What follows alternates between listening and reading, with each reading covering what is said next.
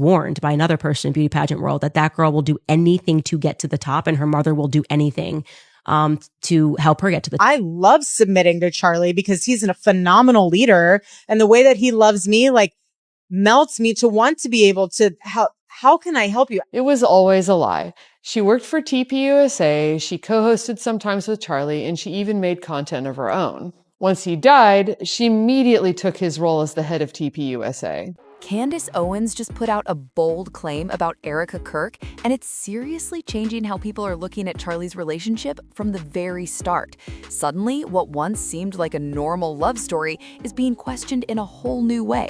According to Candace, this was never just something that naturally grew over time. She's suggesting that Erika may have been intentionally placing herself around Charlie early on, not by coincidence, but with purpose. That idea alone has people doing a double take and going back through old interviews and clips to see what they might have missed. Another point being discussed is the timeline Erika has shared publicly, especially regarding her age. Some are now questioning whether that timeline is fully accurate and if there could be misunderstandings or inconsistencies in how things were presented. If that's true, it could completely shift how people interpret when and how they first became close. Viewers are now revisiting past moments where Erika talked about how they met, paying close attention to every detail. What's catching the most attention isn't just the age discussion itself, but the idea being raised that she may have used her position in a very strategic way, gradually becoming a bigger part of Charlie's life over time. Once you hear the exact moment Candace highlighted, the whole story starts to feel different. Like it's not just a romance anymore, but something way more calculated from the very beginning. That's the angle people are now debating, and it's why so many are tuning into her investigative series, Bride of Charlie. Everything about this marriage, everything about this divorce, everything about Erika's early years is shady. And the beginning mattered. According to Candace's breakdown, episode 4 is where things really take a sharp turn. She points to what she describes as a confusing 10-year stretch during Erika Kirk's childhood, where her birth date appears differently across multiple court and child support records. During that period, some documents list her birthday as November 22nd, 1988, while other records point to November 20th as the confirmed date. Now, to be clear, inconsistencies in records can happen for a lot of reasons. Clerical errors, data entry mistakes, or outdated systems. But what Candace emphasized is that these discrepancies appeared in official legal documents, where accuracy is typically expected to be very strict, especially in cases involving identity and child support matters. She didn't just describe it either. She presented copies of the documents she was referencing, and that's when online discussions really picked up. People who had previously brushed off earlier inconsistencies as minor errors started taking a closer look at the details being pointed out. Some of those documents, as highlighted in the series, appeared to show edits where dates were written over previous entries. Others were noted as missing notary stamps, and a few reportedly didn't include visible judge signatures. Now, again, there can be explanations for irregular paperwork depending on context, but the combination of these details has definitely raised eyebrows among viewers. Because of that, Candace argues that for a significant portion of Erika's early years, there isn't a single clearly consistent public record confirming her exact birth date. On its own, that might not seem like a huge deal, but in her view, it becomes more important when looked at alongside other parts of the story that people are already questioning. Going through her exes, you can see like she was going to be with somebody. She was, okay, you're going to the NFL, you're going to the MLB, we can be on The Amazing Race together. You will see very clearly she is not dating a regular guy ever, okay? Her goal was to make it. And that's where the conversation really starts heating up. Because according to Candace, this detail doesn't stand alone. It connects to the timeline of Erika's relationship with Charlie, which some are now re-examining more closely than ever before. Now, most people already know the version Erika has shared publicly. Two people meet, connect naturally, and build a life together over time. It sounds simple, clean, and easy to follow. But Candace is pushing a very different perspective.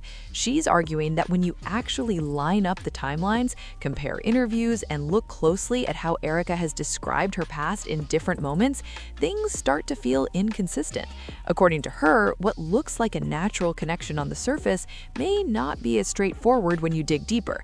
Instead of a warm, organic story, Candace suggests the situation may have been more intentional from the beginning.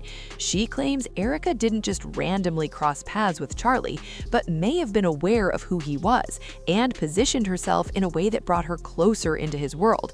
Then people started looking back at Erika's past relationships, and that's where even more discussion started building. Before Charlie, she was reportedly connected to individuals in high-profile spaces, pro athletes, entertainers, and people with influence. She once described pro baseball player Tyler J.T. Massey as my favorite human, my best friend, and my incredible boyfriend. That kind of statement stood out, especially when people revisited old photos and moments from that relationship, which many believed looked serious at the time. Before that, she was also seen in entertainment circles, connected to opportunities that came from her reality TV background. This idea that she didn't want it is just not true. It's so objectively not true. Erika, without question, and anybody who's being objective and honest and looking at her history of the people that she dated and the people that she wanted to be in close proximity to, can guarantee to you that this girl wanted to be famous, like very badly wanted to be famous one way or the other. And then another detail started making rounds online. Some photos suggested she may have had a connection with Cabot Phillips, who later became involved with Charlie's organization, TPUSA. Now, none of these connections on their own prove anything unusual, but according to Candace, when you look at them together, she believes they form a pattern that raises questions. Her claim is that these relationships may not have been random, but instead part of a series of intentional moves to stay connected to influential spaces. That idea has sparked a lot of conversation, because if true, it would completely change how people interpret her past leading up to her relationship with Charlie. Each connection, according to Candace's perspective, wasn't random. It was chosen based on what it could potentially open up for Erika's career and public image. That's the narrative being debated, and it's what's making people look at her past in a completely different light. Like she's trying to relate, like she's just like a single mom and working a 9 to 5, working at a restaurant, trying to make ends meet for her children, and the father's gone. Candace also brings up another layer to this story. She claims that Erika's mother, Lori, may have played a role in shaping this approach over the years. According to her, Lori allegedly guided Erika on how to move in high-level social spaces, how to be present in rooms with influential people, and how to recognize opportunities that could elevate her status. Now, it's important to note that these are claims and interpretations, not confirmed facts, but Candace argues that this background is key to understanding why she believes Erika's introduction to Charlie Kirk may not have been sluchiny at all. In her view, when Erika first encountered Charlie, she may have immediately seen him as someone important within a growing political and media space. Candace suggests that differences like personal preferences or even age wouldn't have mattered in that kind of situation. Speaking of age, what is publicly known is that Erika recently turned 37, while Charlie was 31 at the time of his passing, putting their age difference at around 5 years. However, based on the documents Candace has highlighted in her series, some observers are now questioning whether that gap could be larger than what's been publicly stated. The discussion around altered records, inconsistent birth date entries, and missing signatures has only added more attention to that topic. This is an insult to Charlie because it implies he had nothing, it did not have their affairs in order at all. Like he just had kids and was just like, oh, well, if anything happens to me, I hope my wife is able to assume my role. No, Charlie always had his financial house in order. Again, there could be explanations for irregular documentation, but Candace's argument is that when all these details are viewed together, they suggest a possible effort to manage how Erika's background appeared in official records. And then there's another point that's been getting people talking. Candace questions the speed and confidence with which Erika stepped into control of Charlie's work and legacy after his passing. According to her, that kind of response doesn't look like someone completely unprepared. It looks, in her opinion, more like someone who already understood exactly what needed to be done. Instead of looking like someone reacting to a sudden loss, Candace argues it came across more like someone who had already been preparing for that exact moment. That's the claim stirring conversation right now, because it shifts the entire emotional tone of the situation. According to Candace, reaching that level of control would have required years of building deep trust. The idea is that Charlie didn't just care about Erika. He fully trusted her, believed in her, and saw her as the one person who could handle everything he had built. And in Candace's view, that trust ended up playing a major role in how everything unfolded later. Then, in episode 7 of Bride of Charlie, Candace focused on another angle that caught a lot of attention. She questioned Erika's public image as someone constantly grinding and struggling to support her family, often referencing comparisons to her mother's experience as a single parent. Now, to be fair, personal stories can be complex and shaped by individual perspective, but Candace argues that this particular narrative doesn't line up with what she describes as the financial reality after Charlie's passing. According to her claims, Erika reportedly received at least $10 million from Charlie's estate shortly after his death, and that figure, as presented in the series, doesn't even include potential life insurance payouts, the reported wave of donations from Charlie's supporters, or the value connected to the TPUS platform, which Erika stepped into managing very quickly. When you stack all of that together, Candace argues it challenges the image of someone struggling financially. She presents documents and figures to support her position, which has led viewers to debate how accurate that public narrative really is. But Candace doesn't stop there. She says building that level of trust with Charlie wasn't something that happened overnight. It was, in her view, a long and calculated process. According to her, it began with how Erika described her childhood, presenting it as difficult and full of struggle. However, Candace claims the information she gathered suggests a different background than what was publicly shared. She also points to how Erika spoke about her past relationships, suggesting that those details may have been framed in a way that aligned closely with what Charlie valued most, a partner who appeared fully devoted, grounded, and centered around faith. All of these elements, Candace argues, worked together to create a version of Erika that fit perfectly into Charlie's world, making it easier for that deep level of trust to grow over time. Charlie had to deal with the kids. Wasn't Erika home? Couldn't Erika have gotten him back down if you had an appointment to make? Perhaps, maybe she was like, no, it's your turn. You deal with it. You said the next morning when he snuck in, he grabbed his wedding band.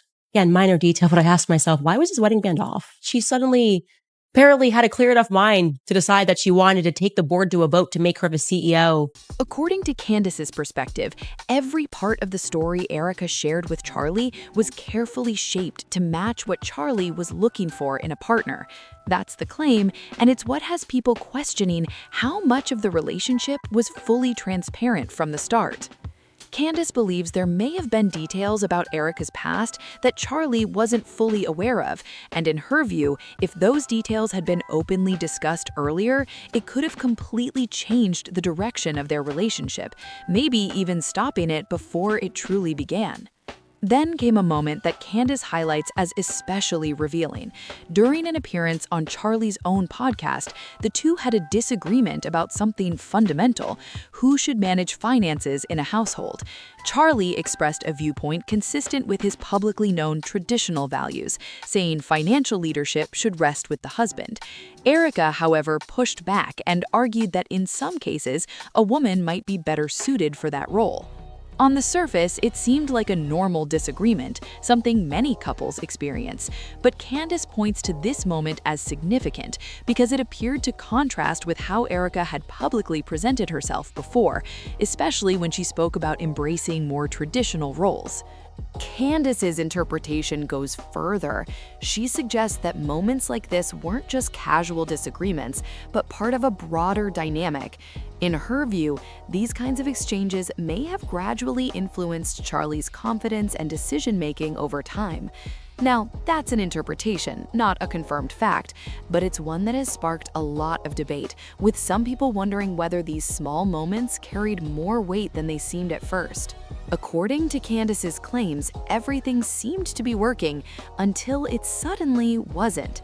She says Charlie eventually started noticing things that didn't feel right, and that's when suspicion began to grow. Candace later shared that in the weeks leading up to his death, Charlie had reportedly initiated a full internal financial audit of TPUSA.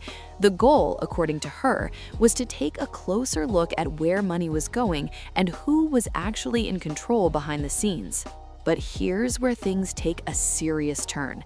Candace claims Charlie never got the chance to see what that audit might have revealed, and once Erika stepped into control of his office and organization, the investigation was no longer pursued.